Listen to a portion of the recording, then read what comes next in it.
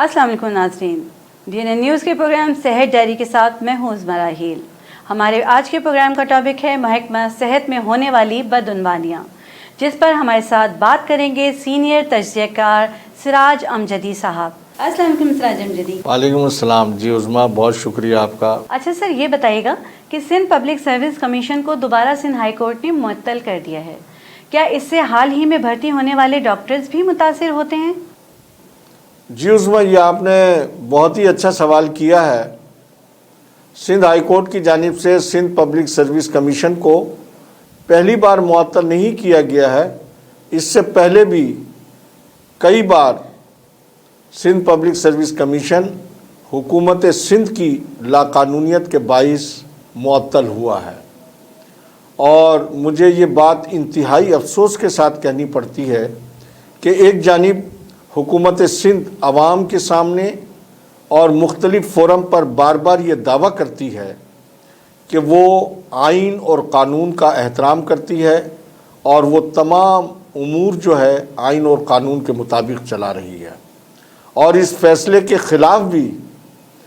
जनाब मुर्तज़ा वहाब साहब,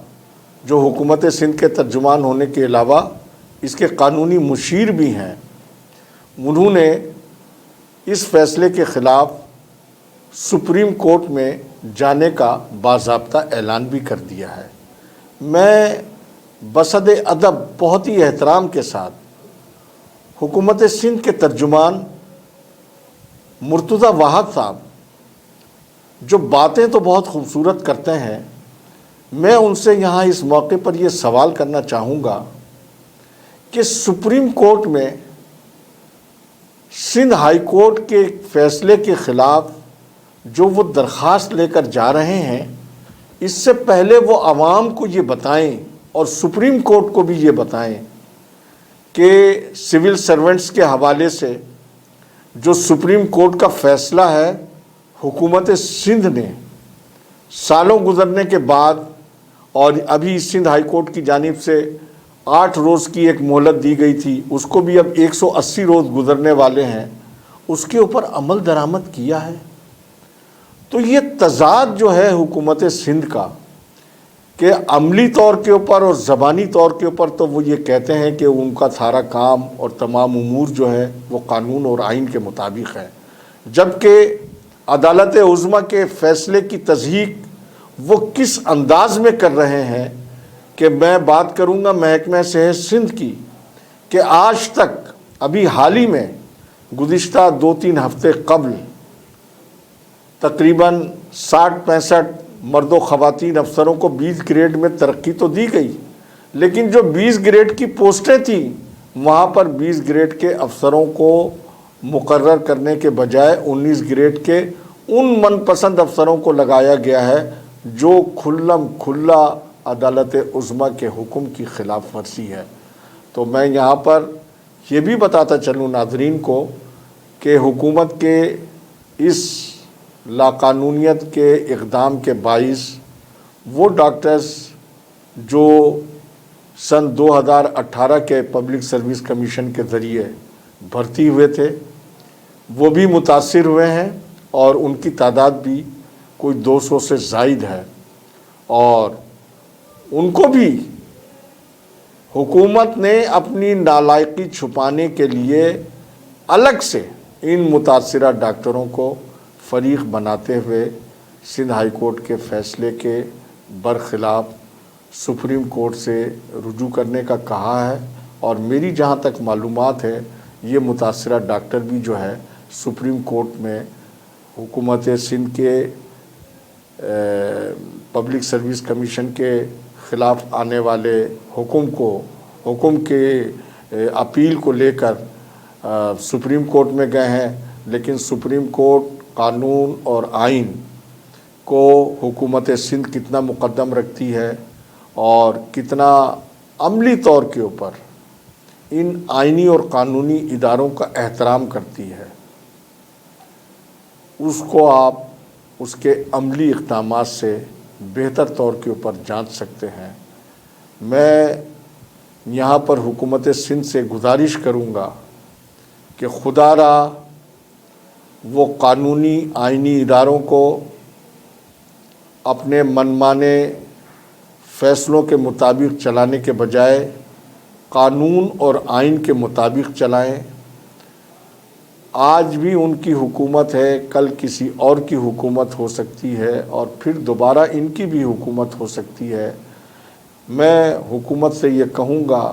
کہ اس نے اور اس کے تمام کابینہ کے وزیر اعلیٰ سندھ کی کابینہ کے اراکین نے قانون اور آئین کی پاسداری کا حلف اٹھا رکھا ہے۔ خدا کے لیے انہوں نے جس حلف کو اٹھایا ہوا ہے، عوام اور قوم کے سامنے اس کی پاسداری کریں اور اداروں کو اپنی منمانی کی بھینٹ چڑھانے کے بجائے ان اداروں کو قانون اور آئین کے مطابق چلا کر ان کو مضبوط بنائیں، نہ کہ ان کے اوپر اپنے منمانے اور من پسند افسروں کو لگا کر ان اداروں کو تباہی اور بربادی کی طرف دھکیل دیا جائے۔ اچھا سر، یہ بھی بتائیے کہ وفاقی حکومت کی جانب سے نئے مالی سال کے بجٹ میں دوا ساز اداروں اور ان سے جڑے شعبوں سے پیشگی انکم ٹیکس وصول کرنے کی تجویز فائنانس بل میں شامل کر دی ہے۔ اس پر اسٹیک ہولڈرز کا کیا رد عمل ہے اور آپ کی کیا رائے ہے؟ جی سر۔ جی عظمیٰ، یہ موجودہ وفاقی حکومت کا ایک بہت ہی نامعقول ایسا فیصلہ ہے جس سے آج کراچی سے لے کر پشاور تک اور چمن تک قومی ادویہ سازی کی صنعت سے تعلق رکھنے والے حکومت کے اس فیصلے کے خلاف سراپا احتجاج ہیں۔ تمام بڑے شہروں کے پریس کلبوں کے سامنے حکومت کے اس فیصلے کے خلاف شدید احتجاجی مظاہرے ہو رہے ہیں، جبکہ قومی ادویہ سازی کی صنعت سے پیشگی انکم ٹیکس وصول کرنے کے فیصلے پر حکومت کی جانب سے اور وزارت خزانہ کی جانب سے جو اس سارے معاملے کے اصل اسٹیک ہولڈر ہیں انہیں بھی اعتماد میں نہیں لیا گیا۔ پاکستان کیمسٹ اینڈ ڈرگسٹ ایسوسی ایشن نے اس فیصلے کو یکسر مسترد کر دیا ہے اور ان کے چیئرمین جناب صلاح الدین شیخ، غلام ہاشم نورانی اور عبدالصمد بڈھانی نے گزشتہ روز اپنی ایک پریس کانفرنس میں یہ بات کہی ہے کہ فائنانس بل میں اس تجویز کو ہمیں اعتماد میں لیے بغیر شامل کیا گیا ہے، جبکہ انکم ٹیکس وصول کرنے کے اور بھی ذرائع تھے۔ حکومت کو کم از کم ہم سے رابطہ تو کرنا چاہیے تھا۔ تنگ آمد بجنگ آمد کے مصداق پی سی ڈی اے کی جانب سے پہلے مرحلے میں ملک بھر کے پریس کلبوں کے سامنے احتجاجی مظاہروں کا اعلان کیا گیا ہے، جس کے اوپر ملک بھر میں عمل درآمد شروع ہو گیا ہے اور ادویہ ساز کی صنعت سے تعلق رکھنے والے ڈسٹریبیوٹرز، ہول سیلرز، ریٹیلرز حکومت کے اس غیر مقبول فیصلے کے خلاف سڑکوں کے اوپر احتجاج کر رہے ہیں۔ اور میری ذاتی رائے کے مطابق حکومت کے اس فیصلے کا بالآخر تمام تر اثر ان غریب مریضوں کے اوپر ہی آ کر پڑے گا جو کہ پہلے ہی جدید تشخیصی ٹیسٹوں کی فیس ادا کرنے سے بھی قاصر ہے، اور ہمارے ملک کی قومی ادویہ ساز صنعت جو ہے وہ پہلے ہی خام مال اور دیگر وجوہات کی بنا پر دوا کی قیمتوں میں اضافے کے لیے مجبور ہے۔ تو دوسری جانب حکومت کا یہ فیصلہ کہ اس صنعت سے اور اس صنعت کے وابستہ تمام شعبوں سے ایڈوانس انکم ٹیکس کی وصولی کا فیصلہ ایک ایسا اقدام ہے کہ جس کے اوپر عمل درآمد کرنا ممکن ہی نہیں بلکہ بہت مشکل ترین معاملہ ہے۔ کراچی فارما آرگنائزیشن کے صدر زبیر میمن صاحب اور جنرل سیکریٹری جناب محمد اسلم پولانی صاحب، کراچی میں جو ملک بھر کی سب سے بڑی ہول سیل میڈیسن مارکیٹ ہے، انہوں نے بھی حکومت کے اس فیصلے کے اوپر نہ صرف شدید مذمت کی ہے، تشویش کا اظہار کیا ہے، بلکہ مکمل طور کے اوپر ملک کی سب سے بڑی ہول سیل میڈیسن مارکیٹ کو غیر معینہ مدت کے لیے بند کرنے کا عندیہ بھی دیا ہے۔ اور اس کے ساتھ ہی پاکستان کیمسٹ کونسل کے چیئرمین جناب عاطف بلو نے بھی اس سلسلے میں وزیر اعظم عمران خان کو باقاعدہ ایک کھلا خط لکھا ہے، اور میں ایک ہیلتھ رپورٹر کی حیثیت سے سمجھتا ہوں کہ جب دنیا کی طرح پاکستان بھی کورونا کی ایمرجنسی کے اندر ہے، اس حوالے سے ادویہ سازی کی صنعت کی جانب سے احتجاج، ہڑتال اور شٹر ڈاؤن وغیرہ کا اقدام ایک ایسے اعلانات ہیں کہ جس سے کورونا کی انسدادی مہم کو بھی شدید مشکلات کا سامنا کرنا پڑ سکتا ہے۔ لہٰذا میں آج کے اس پروگرام کی وساطت سے وزیر اعظم اور وزیر خزانہ سے یہ اپیل کروں گا کہ وہ اس فیصلے کو انا کا مسئلہ نہ بنائیں، بلکہ اسٹیک ہولڈر کو فوری طور کے اوپر اعتماد میں لے کر کوئی اس کا ایسا قابل قبول حل تلاش کرے کہ جس سے معاملہ بحسن و خوبی طے ہو سکے۔ سراج امجدی صاحب، یہ بتائیے کہ سماجی رابطے کی ویب سائٹ پر ولا یوسف نامی ایک مریضہ بچی کے حوالے سے پاکستان میں اس کے ممکنہ علاج کے معاملے پر جو گفتگو چل رہی ہے، اس کی تفصیلات ہمیں کچھ بتائیں گے آپ؟ جی عظمیٰ، بہت آپ کا شکریہ کہ آپ نے ایک اہم ترین مجھ سے سوال کیا ہے۔ میں اپنے ناظرین کو یہ بتانا چاہوں گا کہ یہ فلسطین کے ایک مظلوم باپ کی وہ اپیل ہے جو انہوں نے وزیر اعظم پاکستان سے کی ہے۔ ان کی 15 سالہ بچی ولا یوسف ہڈیوں کی ایک ایسی بیماری میں مبتلا ہے جس کی وجہ سے ہڈیوں کی نشو و نما میں ترچھا پن اور اس قسم کی وہ بیماری ہے کہ جس سے مریضہ بچی کو نہ صرف معمول کے مطابق چلنے پھرنے میں بلکہ اٹھنے بیٹھنے میں بھی تکلیف کا سامنا ہے، اور خوش قسمتی سے ہڈیوں کا یہ علاج پاکستان میں جنا پوسٹ گریجویٹ میڈیکل سینٹر سمیت نجی شعبہ صحت کے اندر بھی بآسانی دستیاب ہے۔ یہ بچی مظلوم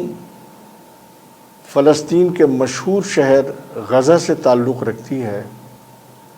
جہاں پر حال ہی میں اسرائیلی دہشت گردی کے نتیجے میں 36 معصوم بچے، 67 خواتین اور تقریباً مجموعی طور پر 260 مرد و خواتین جام شہادت نوش کر چکے ہیں۔ 4 لاکھ کی یہ آبادی گزشتہ 7 برس سے بے روزگار ہے، اور اسرائیل کی جانب سے اس کا محاصرہ اور ناکہ بندی کی صورتحال ہے۔ اس کے مظلوم باپ احسن سعد نے نہ صرف وزیر اعظم پاکستان عمران خان سے بلکہ وزیر خارجہ شاہ محمود قریشی، گورنر سندھ عمران اسماعیل اور پاکستان پیپلز پارٹی کے سربراہ بلاول بھٹو زرداری سے بھی اپیل کی ہے، جبکہ پاکستان بالخصوص کراچی کے ہیلتھ رپورٹرز میرے ہم اثر دوست جناب حسیب اصغر اور دیگر دوستوں کی جانب سے بھی ہم نے حسن سعد کی اس درخواست کے لیے وزیر اعظم پاکستان سے ایک مشترکہ اپیل بھی کی ہے، اور مجھے امید ہے کہ میرے اس پروگرام کی وساطت سے متعلقہ حکام جو ہے ایک مظلوم مریضہ بچی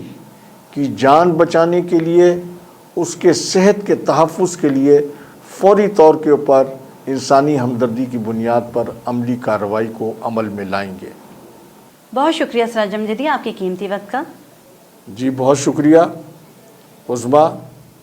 کہ آپ نے مجھے اپنے پروگرام میں ناظرین سے باتیں کرنے کا موقع فراہم کیا۔ ناظرین، اس کے ساتھ ہی ہمارے پروگرام کا وقت ختم ہو جاتا ہے۔ انشاءاللہ اگلی پروگرام میں آپ سے ملاقات ہوگی۔ اپنا بہت خیال رکھیے گا۔ اللہ نگہبان۔